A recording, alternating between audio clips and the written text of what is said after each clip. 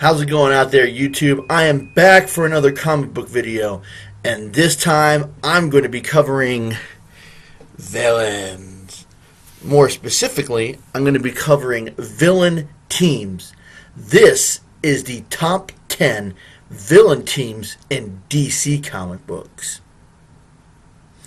Now, starting off this list with number 10, the main reason I used it is because the group that they fought was in my DC Heroes countdown, and this group seems a lot more competent than the guys they go after, which makes you wonder why they haven't destroyed the team. I know, hero and villain dynamics. Here's number 10. Coming in at number 10 is the Brotherhood of Evil. The Brotherhood of Evil first appeared in Doom Patrol number 86 in 1964. The Brotherhood of Evil was founded by the Brain, which was just a brain in a giant jar.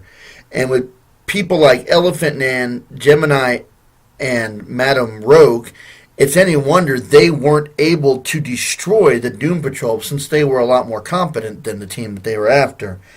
Another notable thing is most of the members who make up the Brotherhood of Evil didn't even start when the Brotherhood was first formed in Doom Patrol number 86.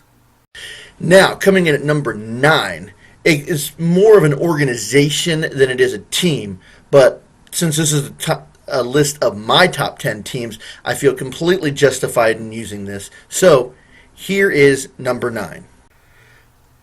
Coming in at number 9, with blood and rage of crimson red, ripped from a corpse so freshly dead, together with our hellish fate, we'll burn you all. That is your fate. The Red Lantern Corps, first appearing in Green Lantern Volume 4, number 25 in 2008. Now, the Red Lantern Corps is fueled by hatred, and not a momentarily hatred, you hate somebody for wronging you. This is the hatred that is brought on by soul-shattering tragedy, which is left you with nothing but an unquenchable hatred. And that is what the Red Lantern Corps is fueled on. And they have made such a mark in the DC universe, only being around for a short time, and they're not going to go anywhere anytime soon. Now, number 8 on this list, I juggled back and forth of whether I was going to use it, but ultimately I decided to use number 8 because it was the brainchild for number 7. I'll cover 8 and 7, and you'll see what I mean. Now, coming at number 8 is the Anti-Justice League, which first appeared in Action Comics number 443 in 1975. Now, yes, they did only have one appearance, but this was the first attempt at taking villains that went after different heroes and tried to bring them all together as one gigantic group. Brought together by Queen Bee, Brainiac, Clayface, Harpy, Merlin, Ocean Master, Sinestro, Kronos, and Grodd all formed themselves basically a titular opposite of the Justice League. They did have minor success in capturing Red Tornado and Elongated Man, but they were ultimately beaten by Superman. But they were the brainchild for the number 7 team. Now, coming in at number 7 is the Legion of Doom. They first appeared not in comic books, but in the cartoon show Super Friends in 1978. And there would be a number of different variations of the Super Friend cartoon over the next 10 years, and the Legion of Doom was a part of that. Now, you can see in these pictures right here, there's a number of different villains that attack different heroes.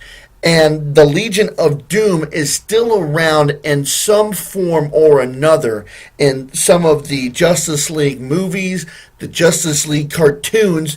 You will find a formation of the Legion of Doom. They may not call themselves the Legion of Doom. Now, number 6 has a movie coming out about them here in 2016. And I debated on whether I was going to use this on my countdown. I've went back and forth. My final draft list did have this team on there. They've had not only have they had some heroes on this team, but they're not exactly a villain team for villain's sake. But I went ahead and included them on this team. So here is number 6. And now for number 6, the Suicide Squad. They had first appeared in The Brave and the Bold number 25 in 1959. Now, I had judged on whether I wanted to use this group as part of my villains countdown because even though it is a group comprised of mostly villains, they didn't exactly do villainous acts. They were a secret organization contracted by the government to do things for them to commute their sentences. A couple of heroes have also been on the team, such as Batman and the Atom. But it is a team comprised just pretty much of all villains. And now it's time for number 5 and number 4. Now these are two of the coolest groups that I think are on this list. And 4 wasn't directly responsible, but was the inspiration for number 5. So, here's these two teams now. Coming in at number 5 is the Justice Lords. The Justice Lords first appeared in Justice League TV show in 2003. They are a variation of the Crime Syndicate. They didn't use the Crime Syndicate in the TV show. They used them in a straight-to-TV movie, and they invented the Justice Lord loosely based on them. The Justice Lords were exactly like the Justice League until Lex Luthor killed Flash, and in doing that, it destroyed the Justice League's moral center and pushed them into the Justice Lords, where they go to the extreme and use whatever force is necessary to preserve their idea of justice, such as lobotomizing their enemies so that they aren't villains anymore. And this is why the Justice Lords make the list at number 5. Number 4 is the Crime Syndicate. They first appeared in Justice League of America number 29 back in 1964. The Crime Syndicate is the evil Justice League. I mean, it can't be stated any other way. Johnny Quick, Owlman, Power Ring, Superwoman, and Ultraman. They found themselves as the only 5 power beings on the planet. They all wanted to rule the earth in their own way, so they all formed together. They've never been able to defeat the Justice League because even though they are a team of themselves, they're not a cohesive unit because they're all criminals, all slightly untrusting of each other. And now for number 3.